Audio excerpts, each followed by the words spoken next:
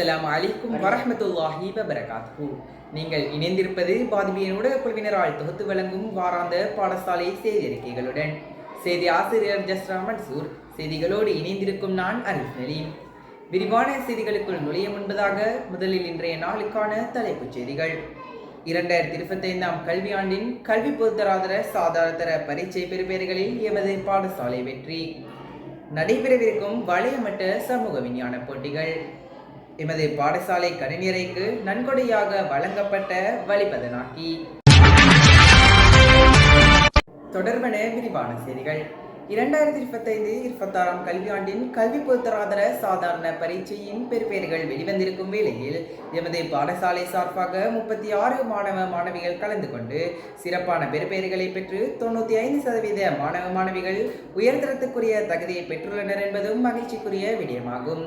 மேலும் இம்மாணவர்களை வழிநடத்திய கௌரவ அதிபர், பொறுப்பாசிரியர்கள், பாட ஆசிரியர்கள், பகுதி தலைவர்கள் உட்பட பள்ளி நிர்வாகம், பாடசாலை அபிவிருத்தி சங்கம், பாடசாலை பழைய மாணவர் சங்கம், பாடசாலை பழைய மாணவியர் சங்கம் மற்றும் நலன் விரும்பிகளுக்கும் பாடசாலை நிர்வாகம் நன்றிகளை தெரிவித்துக் கொள்வதோடு அம்மாணவர்களுக்கும் பாராட்டுக்களையும் தெரிவித்துக் கொள்கின்றது.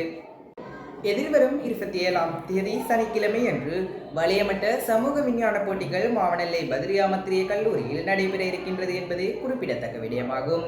மேலும் அதற்காக தெரிவு செய்யப்பட்டுள்ள மாணவர்கள் உரிய தயார் நிலையில் இருக்குமாறு பொறுப்பாசிரியர் வேண்டிக் கொள்கின்றார்.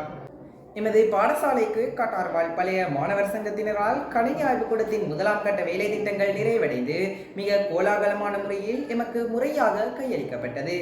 அதனைத் தொடர்ந்து அதன் 2ஆம் பகுதி வேலை திட்டத்தின் ஒரு அங்கமாக எமது பாடசாலைக்கு 2 வழிபதனாக்கி பெற்றுத்தரப்பட்டு அவை நமது கணினி ஆய்வுக்கூடத்தில் முறையாக பொருத்தப்பட்டுள்ளது.